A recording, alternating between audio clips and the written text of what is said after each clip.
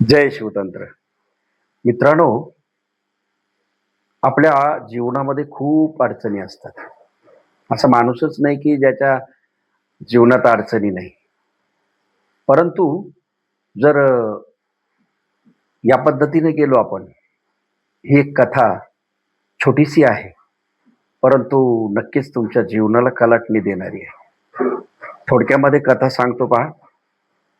गौतम बुद्धाच्या काळातली गोष्ट आहे. एक गरीब मुलगा होता, एकदम गरीब. एका किराणा दुकानात काम करायचा तो. आणि त्याच्या मनात विचार आला, की आपली दरिद्री कधी जाईल? मग त्याच्या मित्रांनी त्याला सांगितलं, "अरे बाबा, तू गौतम बुद्धाकडे जा. ते तुझ्या प्रश्नाचं नक्की उत्तर देतील."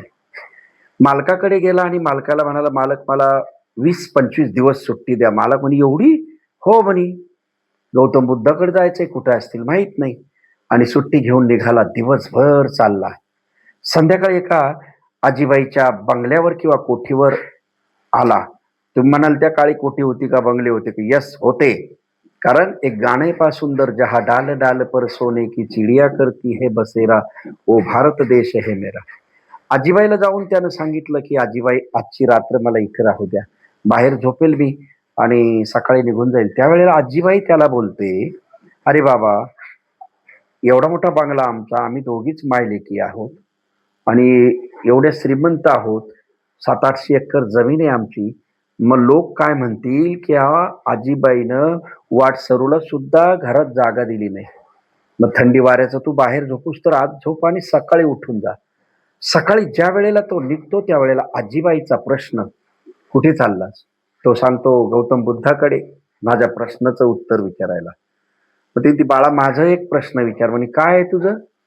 ते म्हणे, "माझी ही मुलगी जन्म झाल्यापासून बोलत नाही. आता 20 वर्ष वय झालं. ही कधी बोलेल एवढं विचारून घे." दुसऱ्या दिवशी दिवसभर चालतो, चालतो, चालतो आणि संध्याकाळी एका जादूगाराच्या घरी मुक्काम करतो. सकाळी उठल्यावर जादूगार म्हणतो, "कुठं चालला?" म्हणे, "गौतम बुद्धाकडे." "कशाला?" म्हणे, "प्रश्न विचारायला." त्यावेळेला जादूगार म्हणतो, "मग माझाही एक प्रश्न विचारून ये." म्हणे, "तुझं काय?" ते "मी या जादूच्या छडीनं 1000 वर्ष झालं जिवंत आहे. आता जगण्याला कंटाळलो. पण लोक मला मरू देत नाही. मी जर विषाची बाटली आणली तर फोडून टाकतेत. फाशी द्यायला दावा आणलं तरी हिसकून नेतेत. तर मी केव्हा मरेल एवढं विचारू नये. आणि मी तुला या जादूच्या छडीनं कोसो दूर भगवान बुद्ध आहेत ना, तिथे नदीच्या पलीकडे आहेत पार ते. त्यांच्यापर्यंत एका क्षणात तुला पोहोचवतो." तो म्हणतो, "नाही, पलीकडे नाही, नदीच्या अलीकडेच सोडा." एका क्षणात जादूच्या छडीमुळे तिथे पोहोचतो. पण तिथे गेल्यावर त्या नदीला पूर आलेला. त्याला पोहता येत नाही, होडी नाही, नावाडी नाही. आता काय करायचं? आणि नदीच्या पलीकडल्या काठावरती गौतम बुद्ध आणि त्यांचे शिष्य त्याला दिसतात. त्यावेळेला नदीमध्ये एक छोटंसं कासव त्याला दिसतं एवढं असं. त्या कासवाला म्हणतो, "बाबा रे, मला तुझ्या पाठीवर बसून पलीकडे सोड ना." कासव म्हणतो, "कशाला?" म्हणे, "गौतम बुद्धाला प्रश्न विचारायचा आहे." ते म्हणे, "ठीक आहे, मग माझा एक विचार बा प्रश्न." म्हणे, "तुझं काय?" ते मी 10,000 वर्ष झाले मी या कासवात अडकून पडलोय. मला मुक्ती कधी मिळेल? आणि कासव त्याला इकडून इकडं नदीच्या कडेला सोडतं. तिथे गेल्यानंतर बुद्धांचे शिष्य सांगतात, की आलेल्या प्रत्येकानं पहिल्यांदा सत्संग ऐका आणि इथे असलेल्या जंगलातल्या फळाचा प्रसाद घ्या आणि मग आलेल्या प्रत्येकाच्या फक्त 3च प्रश्नाची उत्तरं दिली जातील, चौथा नाही. आता हा तर 3 तर घेऊनच आला. मग तो लागला काउंटिंग करायला. म्हणली, "पहिलं म्हातारीचं विचारू, दुसरं जादूगाराचं आणि तिसरं आपलं." मध्येच म्हणतो, "कासव राहिलं ना." आपलं मुर्द्या म्हणतो, मग कासवाचं आणि तिघांचं विचारून घेतो आणि परत मागे येतो. कासव त्याला इकडून इकडं आणून सोडतो. कासव म्हणतो, "माझ्या प्रश्नाचं काय उत्तर?" त्यावेळेला तो सांगतो, की बुद्धांनी सांगितलंय, की "तुझ्या पाठीवर जे कवच आहे, त्याचा त्याग कर. त्याग केल्याबरोबर तुझं पाणी-पाणी होऊन जाईल." कासव आळ्या-पिळ्या देतं आणि ते कवचाचा त्याग करतं. त्या कवचातून त्याला ओंजळभर हिरे मिळतात. कासवाचं पाणी होतं.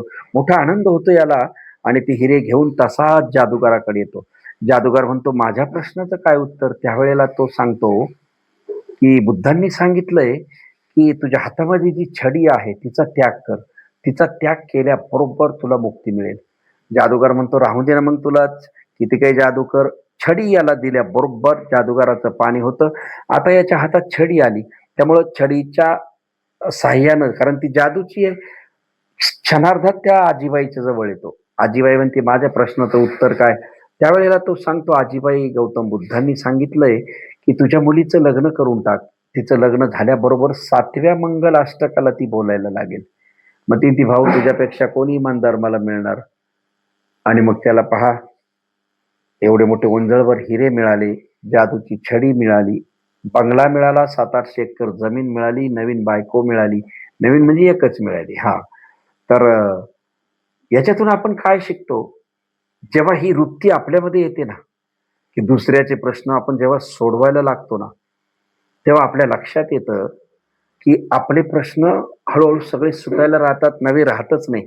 हा जरी दृष्टांत आहे, दृष्टांतामध्ये याचा रिझल्ट लगेच आहे, पण प्रॅक्टिकल आयुष्यामध्ये, प्रॅक्टिकल लाईफमध्ये 1-2 महिन्यामध्ये अनुभव यायला लागतात आणि अनुभव आल्यानंतर मी तुमच्याशी बोलत आहे, है ना?